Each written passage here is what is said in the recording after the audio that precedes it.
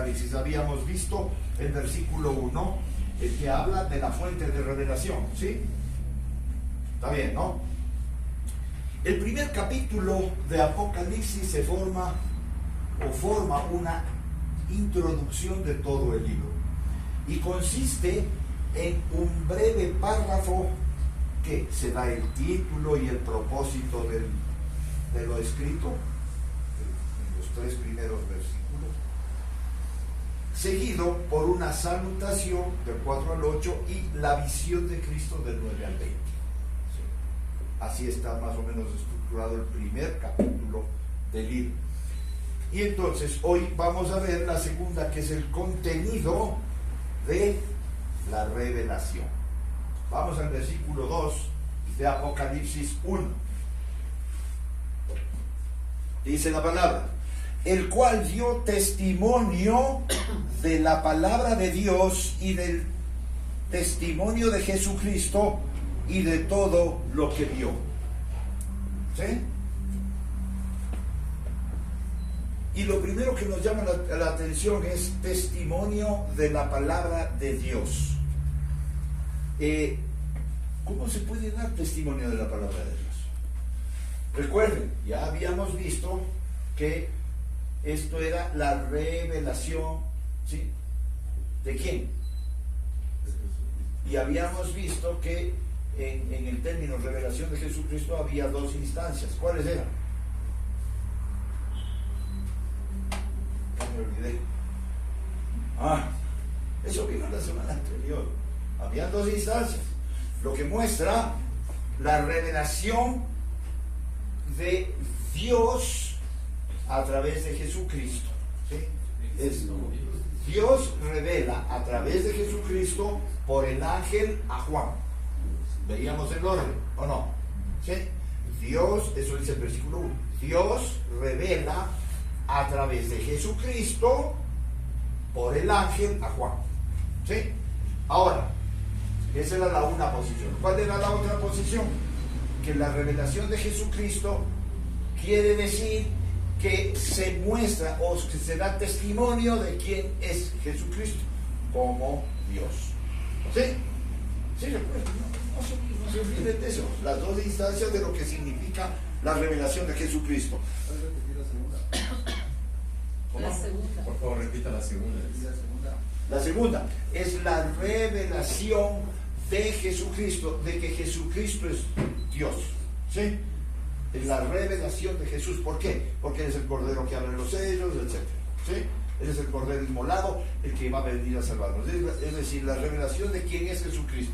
Pero la primera era la revelación que da Dios a través de Jesucristo al ángel y al apóstol Juan de las cosas que van a suceder pronto.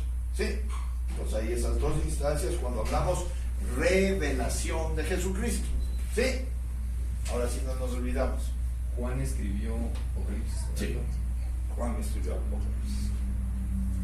Entonces, Juan ha dado testimonio de la palabra de Dios y del testimonio de Jesucristo. Y aquí vemos esas 2 instancias. ¿Por qué? Da testimonio de la palabra y de Jesucristo. De la palabra. ¿Quién es la palabra? Jesús. Entonces, testimonio de la palabra quiere decir, es la revelación de Dios a través por Jesucristo, a través del ángel al apóstol Juan. ¿Sí? Es la palabra, la revelación de la palabra. Y del testimonio a Jesucristo es de quién es Jesús. Ahí están las 2, sí lo pueden ver, ¿no? Las 2 instancias. Y también dice, y de todas las cosas que ha visto, es decir, como testigo presencial de esas 2 instancias, de todo lo que vio. ¿Sí? Entonces, de todo lo que él vio, recuerden, ¿cuál es la diferencia de los 4 evangelios? Los 3 evangelios son Mateo, Marcos, Lucas. ¿Qué son?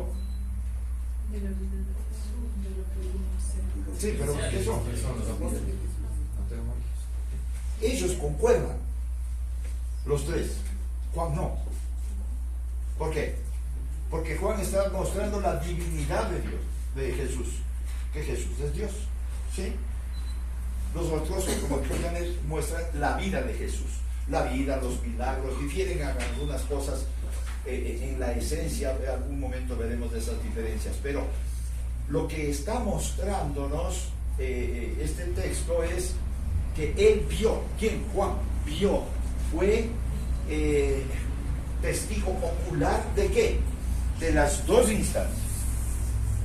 Porque él estuvo con Jesús todo el tiempo, ¿verdad? Y entonces él vio lo que revelan los tres evangelios, que son consecuentes, ¿sí? Y él recibió aparte revelación del testimonio de Jesucristo que nos dan los otros evangelios, ¿sí? ¿De quién es Jesús? Jesús como Dios. Porque ¿cómo comienza Juan? En el principio del verbo. El verbo era con Dios y el verbo era Dios. Eso no está en ninguno de los evangelios, porque los otros muestran la vida de Jesús. El evangelio de Juan muestra quién es Jesús. Él es Dios. En el principio él es la palabra y estuvo con Dios. ¿Sí se dan cuenta las dos instancias? ¿Ah? ¿Sí? Implícitas ahí, ¿verdad? Muy bien. La palabra testimonio se emplea 2 veces en este verso, ¿sí? El cual da testimonio y testimonio, ¿verdad? Testimonio y tiene la misma raíz griega, martir. Una traducción más adecuada podría ser en este verso: aquel que testifica el mensaje de Dios y el testimonio acerca de Jesucristo sin omitir nada de lo que vio. Me gusta esa, aun cuando la Biblia dice así, ¿sí? Pero para poder entender, me gusta esta traducción que hace The 20th Century New Testament. Es una versión bíblica del Nuevo Testamento, una versión en inglés. Y entonces esa versión dice: aquel que testifica el mensaje. Entonces, el cual dio, aquel que testifica el mensaje, ¿sí? Hacer el mensaje de Dios y del testimonio acerca de Jesucristo sin omitir nada de lo que vio. Sí podemos ver ahí las dos, ¿cierto? Amén. Una cosa es dar el testimonio de Dios y otra cosa es de Jesucristo. ¿Por qué? Jesucristo como hombre salvador, aunque sin dejar de ser Dios. En su esencia Él es Dios. ¿Sí? Sí. Y el mensaje de Dios es toda la palabra. ¿Sí? Que en resumidas cuentas es Jesús mismo, porque Él es la palabra. ¿Sí? Sí. Pero la palabra de Dios no es Jesús hombre. La palabra de Dios es Jesús el Hijo, o Dios el Hijo. ¿Sí? Jesús hombre, el Hijo de Dios, es el Salvador. Es el mismo Dios hecho hombre. ¿Sí? ¿Están de acuerdo? Amén. Muy bien. Quiero leerles un comentario de Riz. Él señala que la combinación en este pasaje de ambos testimonios puede implicar un juego de palabras irreproducible, ya que la palabra traducida testimonio para significar también martirio, como vimos en el griego mártir, mientras ha dado testimonio es del verbo que puede significar convertirse en mártir. ¿Sí? Convertirse en mártir. Es decir, lo que dice es, hablando del testimonio de Jesucristo, es dar el testimonio de que Dios se hizo hombre y se convirtió en mártir por nosotros. ¿Sí? Sí van comprendiendo, ¿verdad? No tienen ninguna pregunta. Bueno, hay una estrecha relación griega entre martiros, testigo, porque es la traducción de esa palabra testigo, ser testigo, dar testimonio, finalmente llegó a significar mártir. ¿Sí? Entonces, pero ¿cómo podríamos decir el cual dio mártir de Jesús? No, dio testimonio, dio diríamos una evidencia, manifestó una evidencia de Jesús como mártir. ¿Sí? De Jesús como mártir, que vino a ser sacrificado por nosotros. Dar testimonio es un verbo aoristo. ¿Alguien sabe lo que es un aoristo? Un aoristo es un indefinido. Un aoristo quiere decir indefinido, es decir, él da es un verbo aoristo. ¿Por qué? Porque es indefinido, como es Dios y hombre. Nosotros no podemos entenderlo eso, ¿sí? Porque nosotros somos hombre, ser humano me refiero, no, ser humano, pero Jesús es Dios y hombre. Entonces ese es un aoristo indefinido, y este es un buen ejemplo del aoristo expositor, y les voy a explicar. Juan está testificando al escribir, siempre guiado por el Espíritu Santo, pero desde el punto de vista de sus lectores, nuestro, estaría haciéndolo en tiempo pasado. ¿Sí o no? A ver, ¿qué implica esto?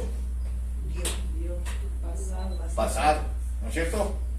Es Dios, el cual dio, pasado. Para nosotros, o sea, nosotros como lectores vamos a ver esto como pasado, ¿sí?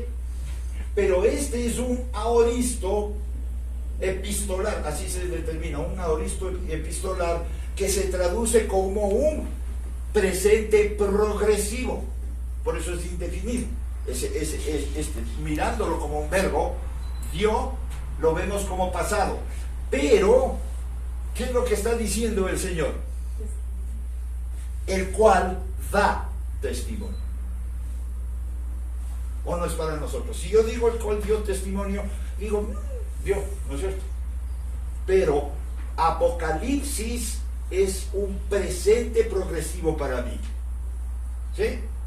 El cual da testimonio. El testimonio de Jesús es permanente. Yo leo Apocalipsis y para mí es un testimonio real en este momento, ¿o no? No es un pasado, porque si yo veo aun cuando estamos viendo desde el punto de vista pasado, es pasado pero es presente. ¿Sí me entienden? ¿Sí? Entonces yo no lo puedo ver como pasado, porque ya vamos a ver lo de las iglesias y vamos a ver que ese es un eterno presente. Por eso es que muchas veces nosotros decimos, y Javier nos hizo ver eso la vez pasada cuando veíamos viene pronto, recuerdan, que es un presente progresivo. Fue presente hace 2000 años y sigue siendo presente ahora, ¿verdad? Cuando dice el texto que Jesús vuelve pronto, eso pasó hace 2000 años, y van a decir, ya ves, las personas que no entienden dicen, pero aquí dijo hace 2000 años y él esperaban y hasta ahora no viene, ¿no es cierto? Es porque ese es un aoristo epistolar, es decir, es un eterno presente, es un presente progresivo en los tiempos, porque recuerden, cuando antes de la creación había espacio,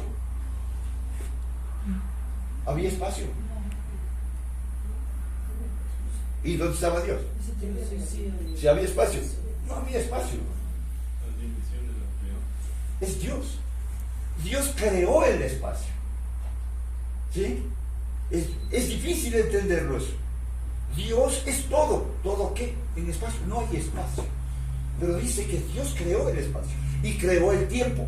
Dice, fue la tarde y la mañana del primer día. Creó el tiempo. ¿El tiempo es limitante? ¿O tiene fin? Sí. Claro. Cuando todo esto se acabe, entramos en la eternidad de Dios. El cielo y el infierno, o el cielo y el lago de fuego y azufre, son eternos. No hay tiempo. Estará por la eternidad, es decir, se acabó el tiempo. ¿Y el espacio? ¿Qué pasó? ¿Hay espacio o no? ¿El espacio se creó y será eterno? ¿En dónde está el lago de fuego y azufre? ¿En dónde está el cielo? hay una ciudad celestial que descendió del cielo, en donde vamos a estar, así que el espacio quedó, pero el tiempo ya no. Qué interesante, ¿no? ¿Ah? ¿Se ha puesto a pensar, a detenerse a pensar esa inmensidad de Dios en su conceptualización? Es extraordinario. Y así, la Biblia tiene un presente progresivo. Cuando Dios llama a Moisés y le da los mandamientos tienen un presente progresivo, ¿o no? Sí. Claro, están vigentes, están ahí, ¿verdad? Entonces, y vamos a poner un ejemplo más de lo que es un aoristo epistolar. La palabra de Dios en Romanos 10, del 8 al 10 dice: mas, ¿qué dice? Cerca de ti está la palabra en tu boca y en tu corazón. Es decir, la palabra de fe que predicamos, que si confiesas con tu boca que Jesús es el Señor y crees en tu corazón que Dios le resucitó de entre los muertos, serás salvo. Porque con el corazón se cree para justicia y con la boca se confiesa para salvación. Este texto, en la vivencia de la iglesia, se le ha tomado como una oración, ¿sí? Y que viene a ser pasar, a ver, haz la oración. La persona hace la oración y no vuelve más a la iglesia. ¿Qué pasó? Es que no hiciste con convicción. Vean, qué ridículo. Eso lo dice la Biblia. Este es un presente epistolar, es decir, es un aoristo epistolar, un presente progresivo. ¿Qué quiere decir?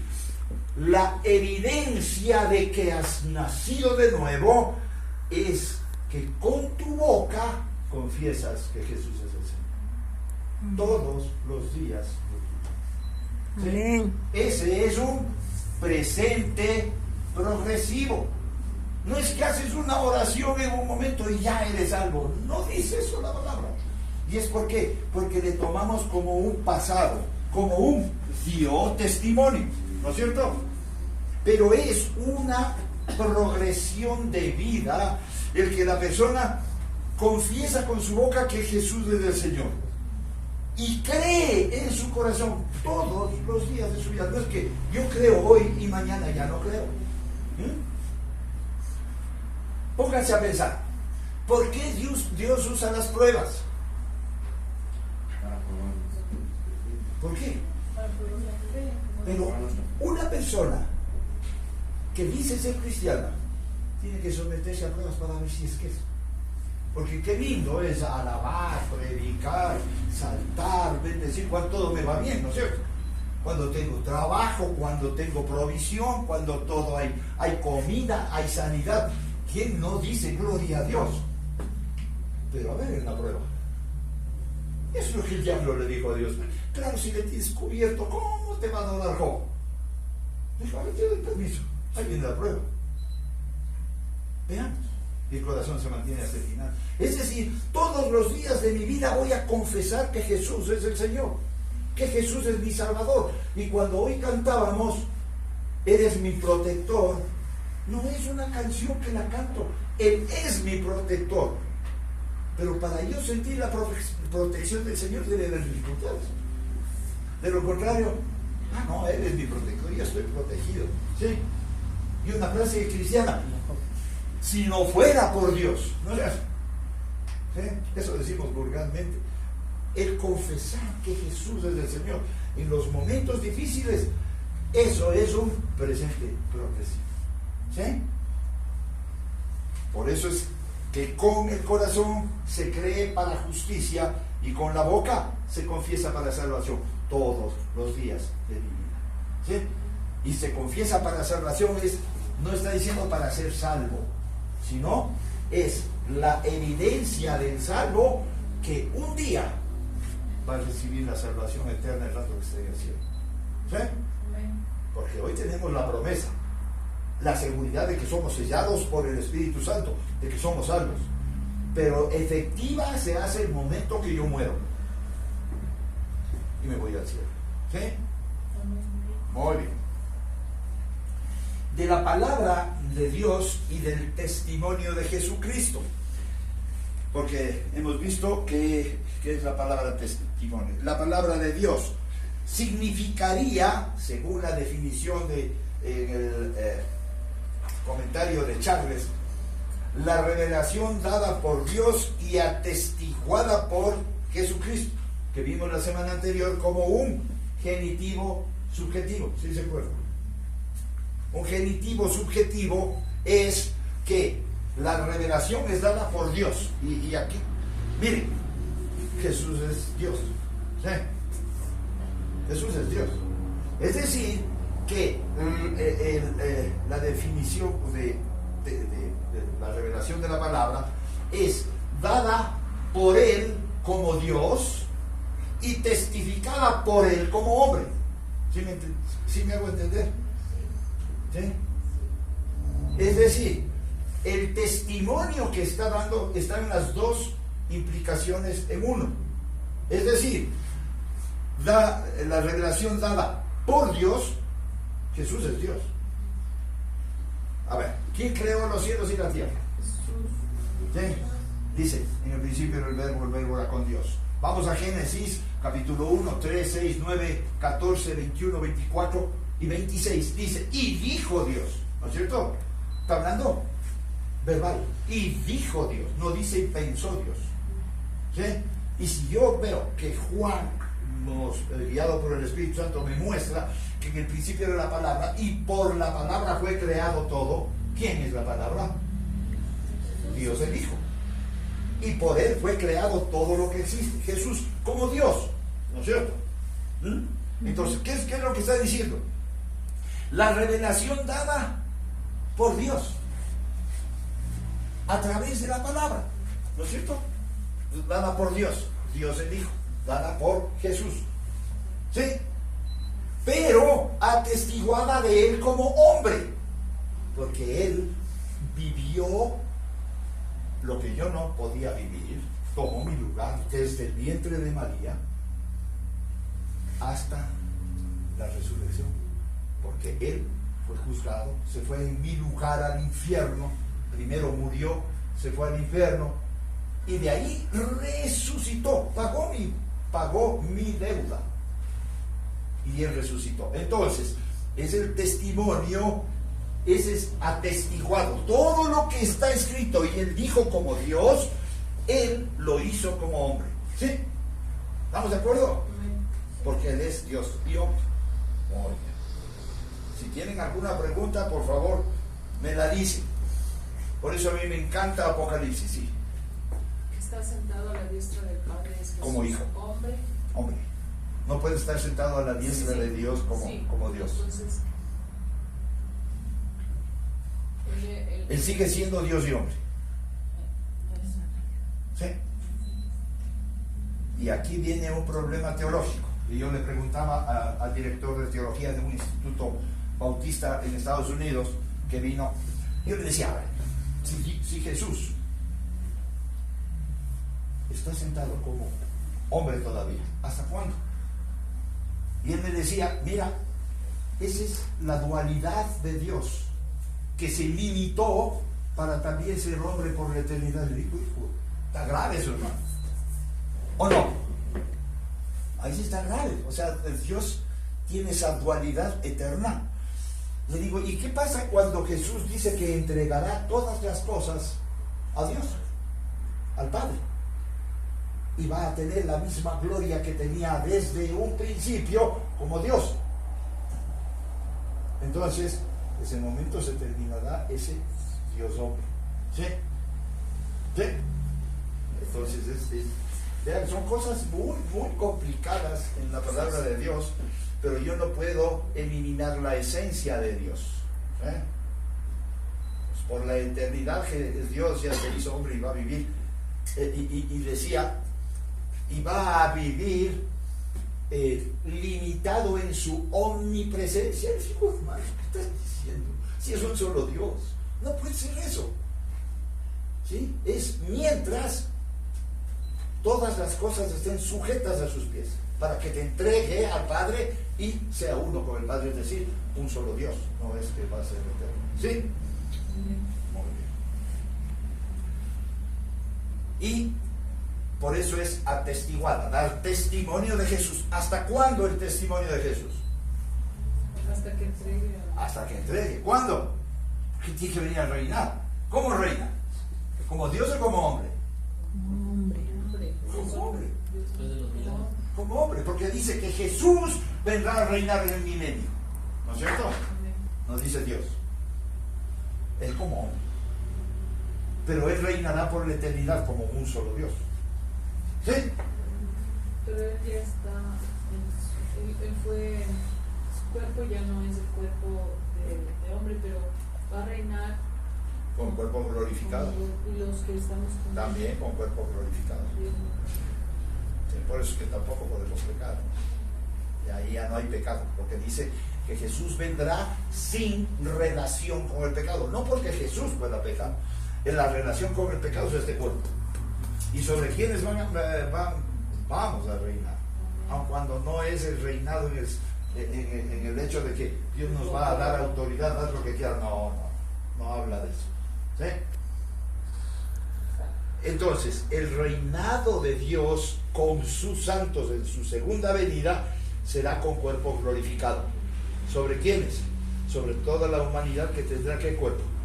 Corruptible. ¿Sí? ¿Sí? ¿O no? Amén. Bueno. Es bueno ir entendiendo eso, que es parte de Apocalipsis. Y de todas las cosas que has visto, literalmente, tantas como las vio. Literal, porque dice cómo las vio. Jesús dijo: el que me ha visto a mí, ha visto al Padre. ¿Cuántos le vio Poncio Pilato? Le vio Herodes. Le vieron los romanos, los soldados. Le vieron los fariseos. ¿Sí? Pero no se refiere a ese ver físicamente, ¿sí? Sino ver físicamente, pero con la revelación de Dios, que Él es Dios. Porque hasta ahora los judíos no creen que Él es Dios, ¿verdad? Entonces solo Dios puede dar en el corazón esa apertura para poder entender que Jesús es Dios y para poder verle a Dios. El que me ha visto a mí, ha visto al Padre. Pero a quien Dios le da ese entendimiento para poder verle a Dios. Si no, le ven como le veían todos: un profeta, un hombre valioso, un hombre firme, un hombre cabal, sin pecado, ¿verdad? Pero lo veían así como hombre. Y lo siguen viendo los Y lo judíos. siguen viendo los judíos. Ese es el privilegio que tenemos. Y pensemos, ¿quién es más ahora? ¿Nosotros o los judíos? Ahora. Nosotros.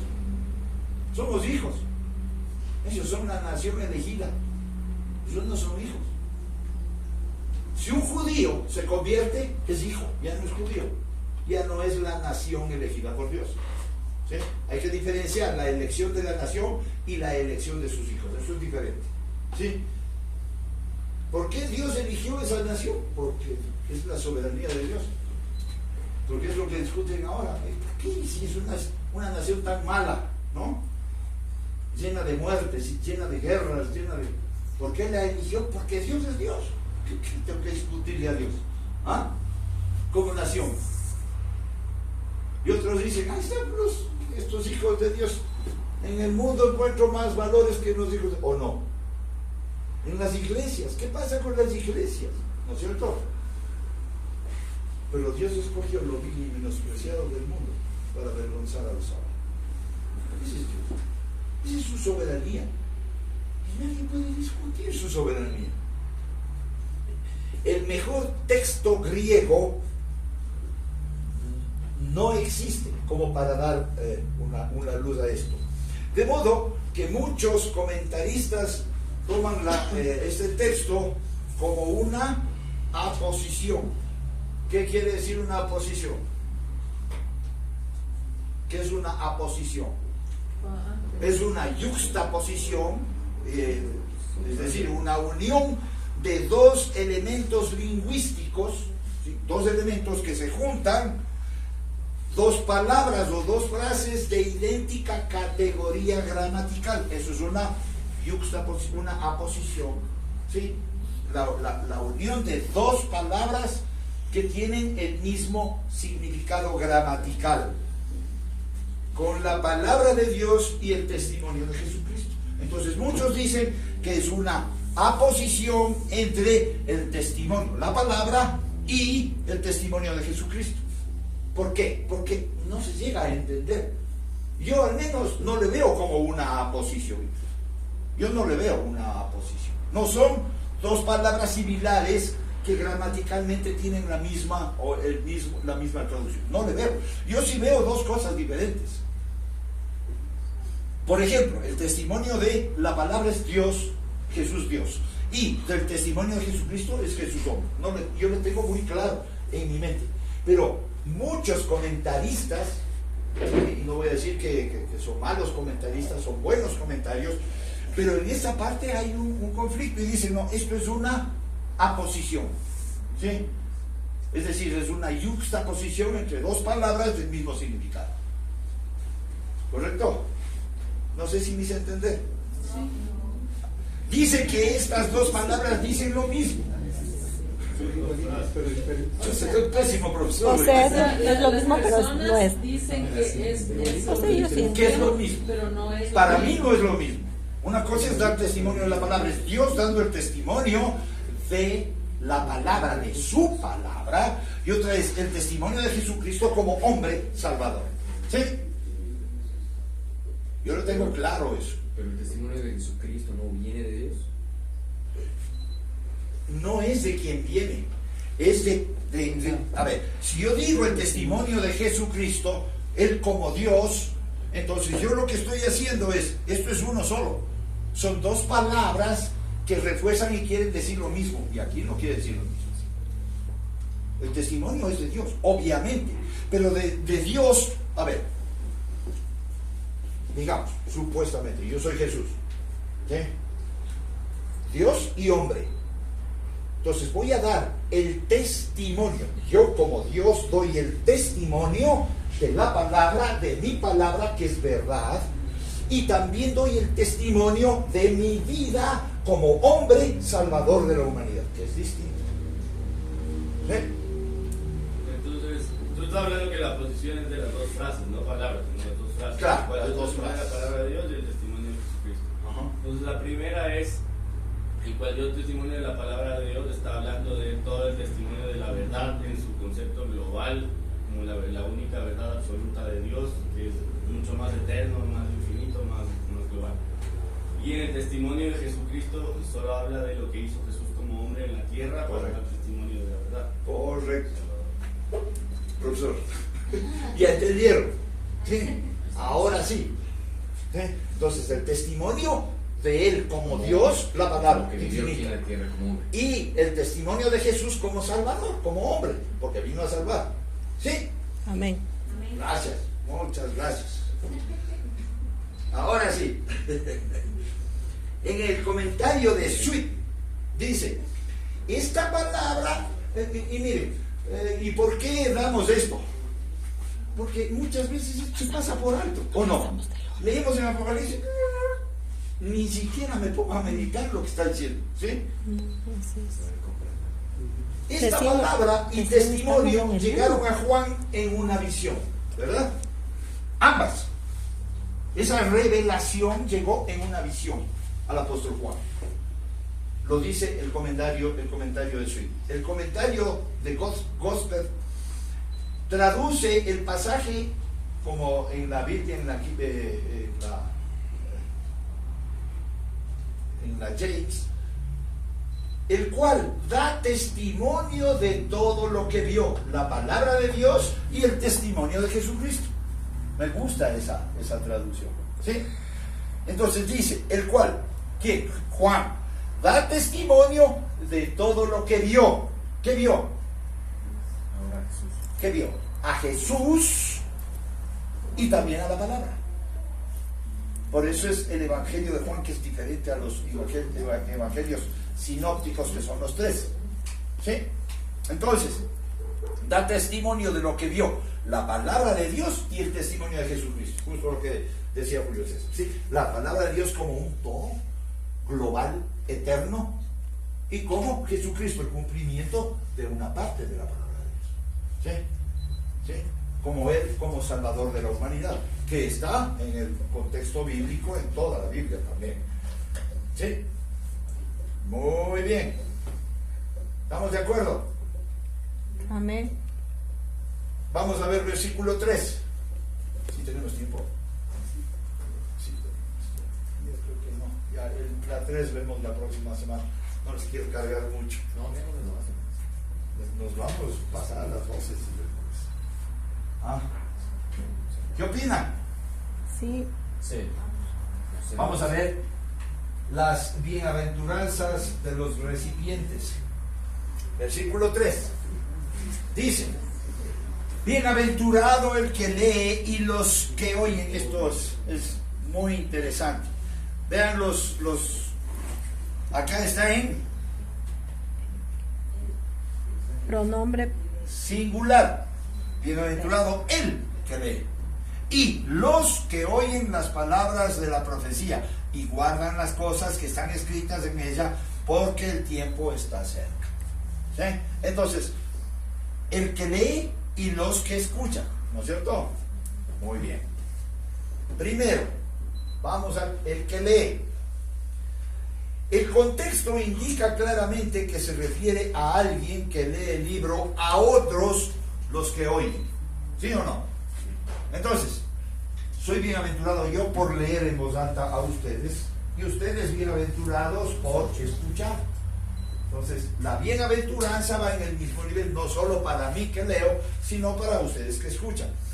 Cuando Esdras, en el Antiguo Testamento, se para en el pórtico de Salomón y lee la Biblia a todo el pueblo, hombres, mujeres, adultos, jóvenes y niños. Estaba todo el pueblo, estaban niños, ¿verdad?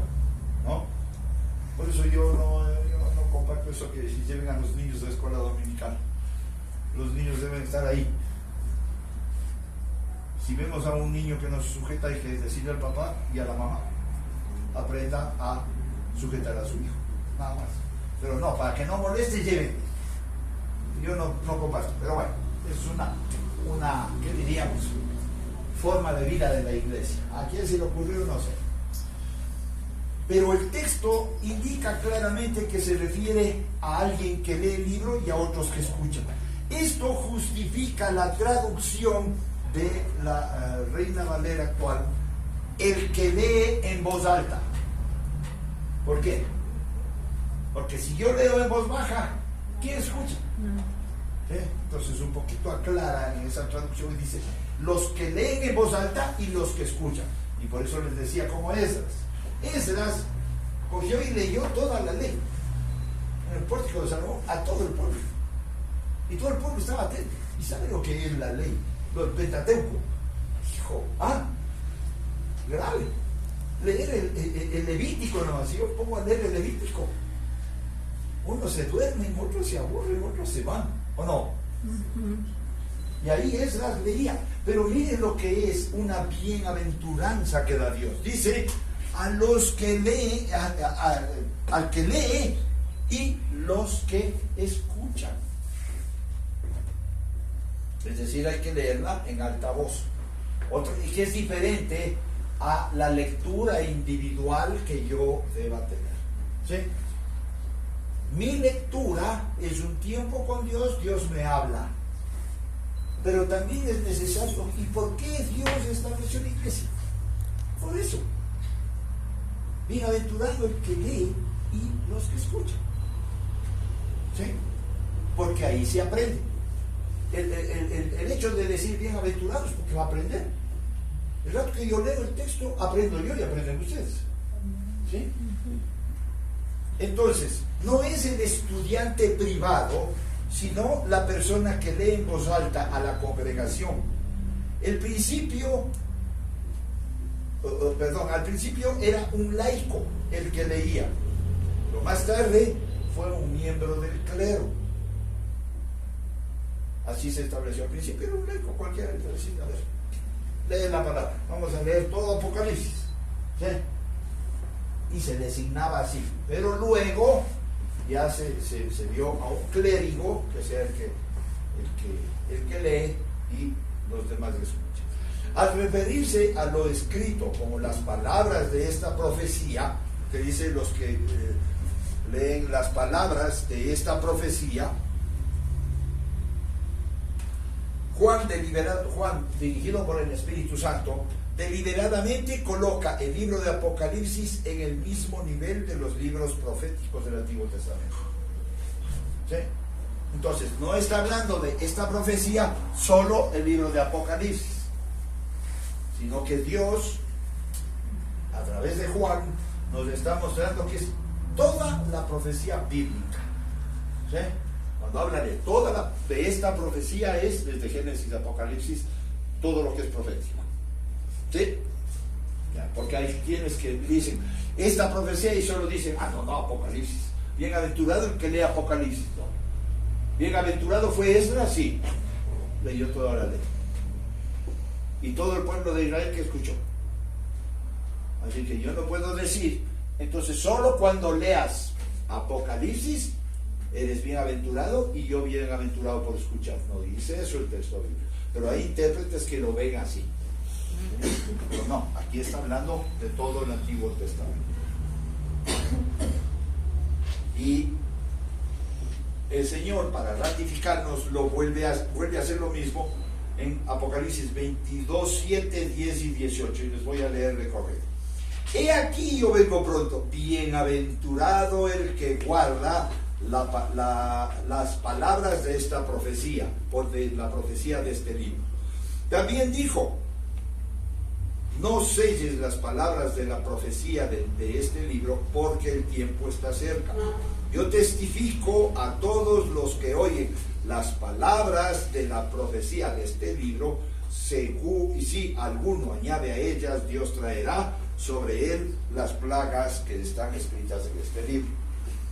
En este texto, cuando habla de este libro, pues solo Apocalipsis.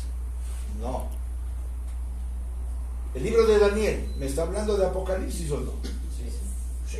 El libro de Ezequiel, ¿me está hablando de Apocalipsis o no? Sí. Entonces yo no puedo decir, no solo Apocalipsis, no. Es todo lo profético. ¿Sí?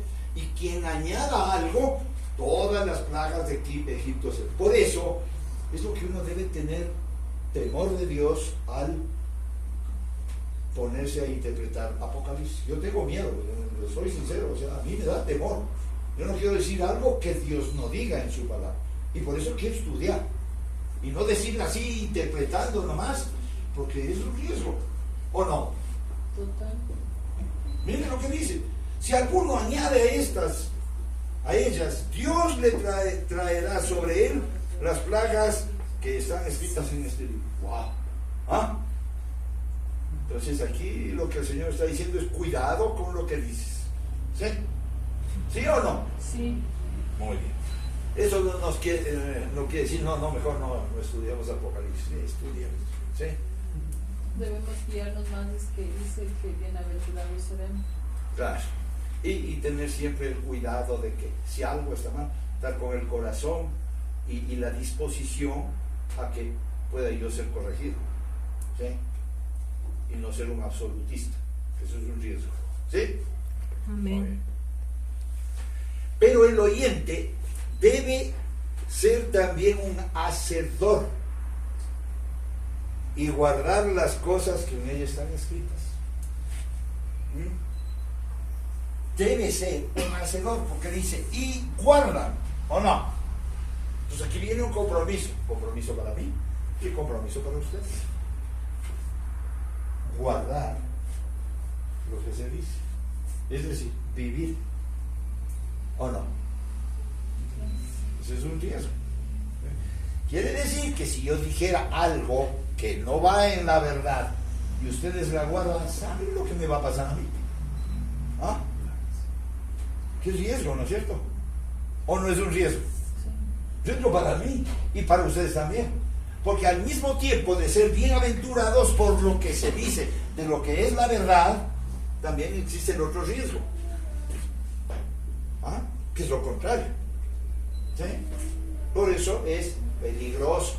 Y vean, por favor, cuando vean esos, Jesús viene, ya la tribulación es en el 2030. No olvides, hermano, por favor. Por favor. Puede ser, pero no diga que va a ser porque usted está diciendo algo que la Biblia no dice. Cuidado. Puede ser en el 2027. O puede ser esta noche, ¿no? Puede ser esta noche. No dé lugar a cosas que se dicen que no están aquí, por favor. Claro, es que me pongo a calcular y ahora los cálculos, calculistas hay por montones, ¿no? Viendo los tiempos.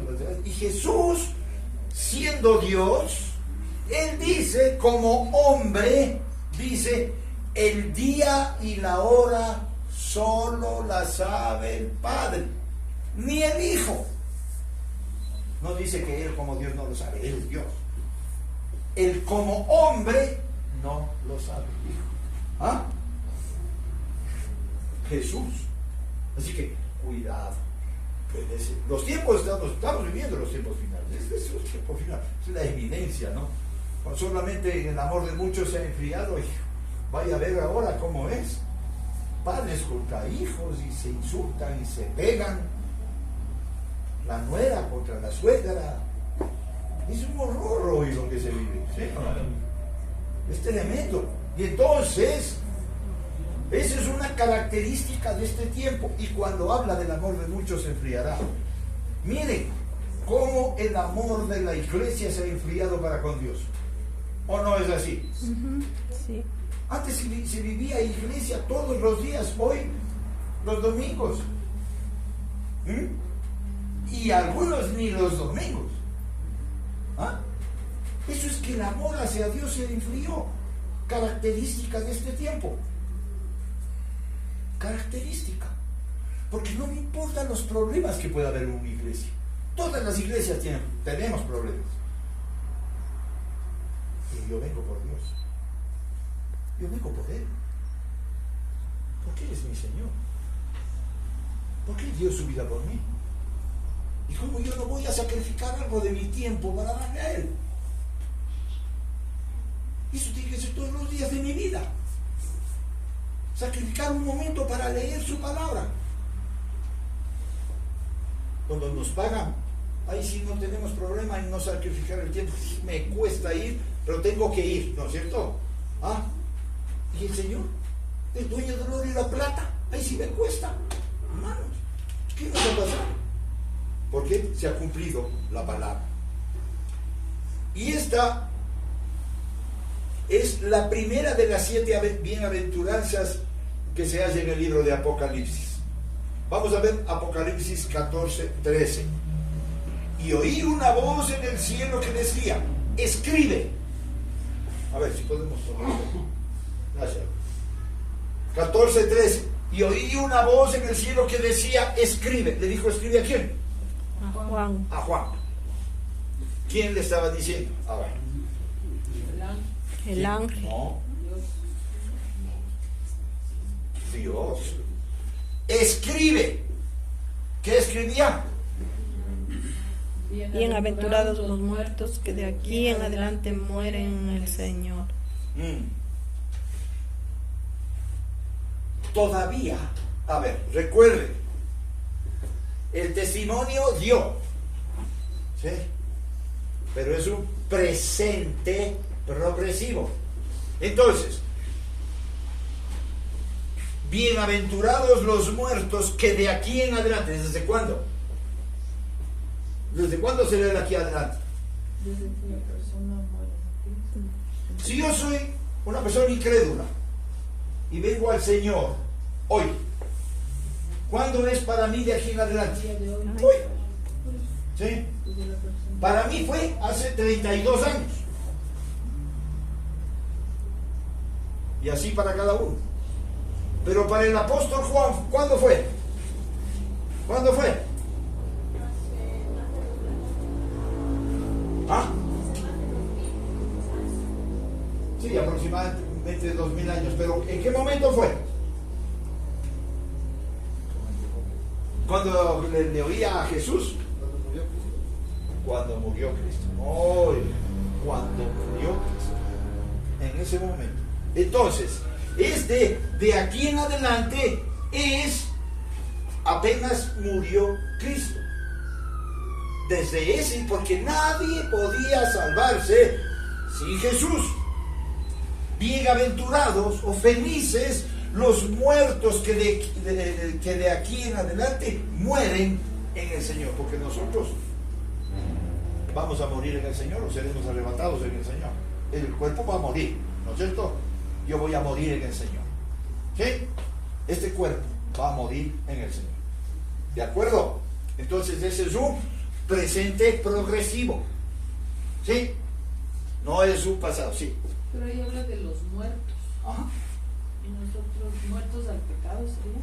No, muertos en Cristo, muertos. ¿Por qué? A ver, ya, y gracias por la pregunta. ¿Por qué? Mientras estamos en este cuerpo estamos ausentes del Señor, ¿no es cierto? Pero yo ya tengo la promesa de que yo soy salvo, y esa bienaventuranza es en el momento que muero, porque ya voy a la presencia del Señor para toda la eternidad. Ese rato no estoy en su presencia, aun cuando Él mora dentro de mí. Por eso el Señor dice, cuando estén dos o más, yo estaré presente. Pero no dice que yo estoy en su presencia, que es distinto. ¿Sí? Pues por eso, bienaventurados, que todos los que mueren en el Señor, de aquí en adelante. ¿Sí? Para que descansen de sus trabajos, porque sus obras van con ellos. Qué interesante. No es por obra la salvación, ¿no es cierto? Pero en Santiago nos dice que la evidencia de que una persona es salva es por la obra. ¿Sí? La evidencia de que una persona es salva es la obra. Así que si alguien no tiene obras, no hay evidencia de salvación. Terrible, ¿no? No es que, la salvación no es por obras. Claro, yo no tengo que hacer nada para ser salvo. Pero el rato que ya soy salvo, va a haber obra. Obra que el Espíritu Santo me impulsa. ¿Sí? Y por eso, ya veremos, dice que no debemos ser oidores, sino hacedores de su palabra. Ser oidores, yo puedo predicar una belleza. No digo que predico una belleza, no me estoy. Pero puedo predicar una belleza y vivir a hacer un desastre afuera. ¿Y de qué sirve? ¿De qué me sirve? Afuera soy lleno de temores, reclamo a Dios, reclamo al mundo, me quejo. Hijo, vean, ¿de qué me sirve predicar? ¿Sí? Yo no me voy a salvar por predicar. Yo me salvo porque Jesús dio su vida por mí. Por eso soy salvo. Pero la evidencia de que Jesús me salvó es que vivo una vida para Cristo. Y cuando digo algo, el Espíritu Santo no me deja ni dormir. El Espíritu Santo no me va a dejar en paz hasta que me arrepienta y pida perdón. ¿Sí? Entonces, una forma de uno saber si es que es cristiano o no es qué tanto yo me arrepiento. Porque yo puedo saber que algo es pecado y decir, sí, perdonarás, Señor. Es que eso no es arrepentirse, ¿no? Eso no es arrepentirse. Arrepentirse es humillarse, de decir, qué porquería que soy, Señor, por favor, cámbiame. Yo no quiero ser así. ¿Sí? No quiero. Apocalipsis 16:15.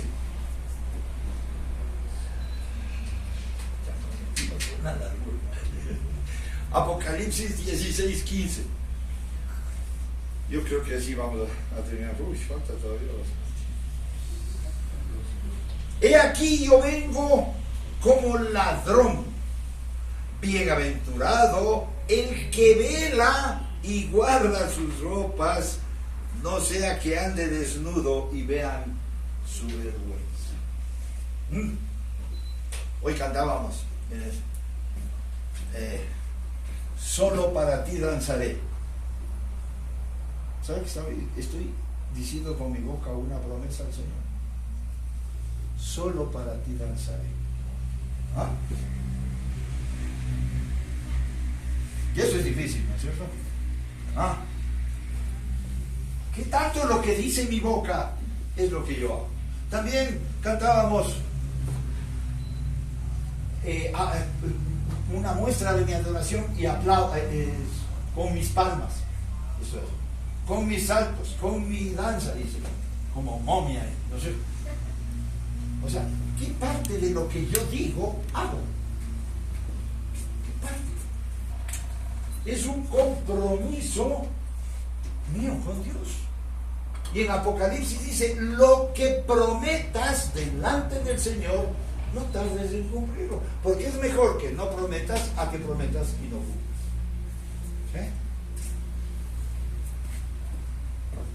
El hombre le promete maravillas a la esposa o a la novia cuando se van a casar, y la mujer igual, pero la primera pelea, esa promesa, ya no te aguanto, ya me voy, ya. Vea, hermano, ¿qué está pasando? ¿Qué está hablando? ¿Qué pasó con lo que habla con su boca? Y el Señor dice, aquí vengo como ladrón.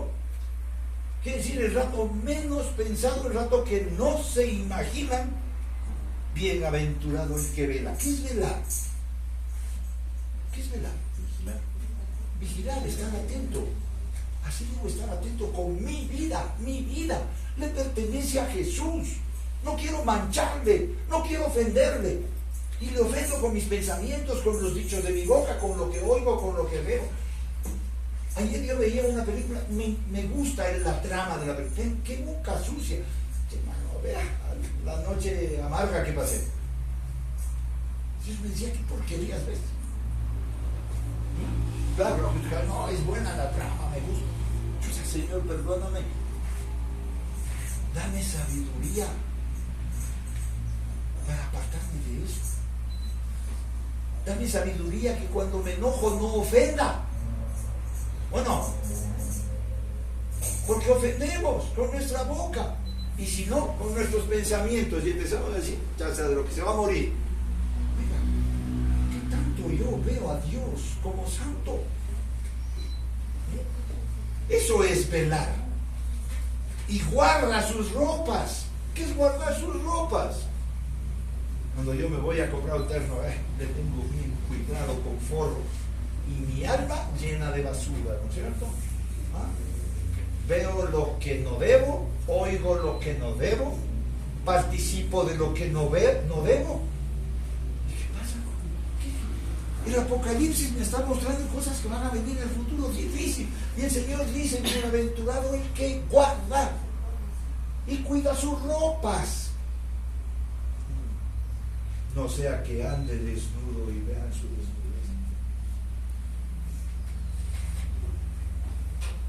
A veces cuando hacemos cosas en lo oculto andamos desnudos. Y puede eso evidenciarse y después qué vergüenza, ¿o no? Qué vergüenza. Pero a veces más tenemos vergüenza de la gente que de Dios. Dios ve en lo íntimo y no tenemos vergüenza de Dios, de lo que Dios está diciendo y de lo que Dios está haciendo. Creo que nos vamos a quedar ahí, hermanos, porque si no, posiblemente partamos de ahí, ¿no? Voy a señalar.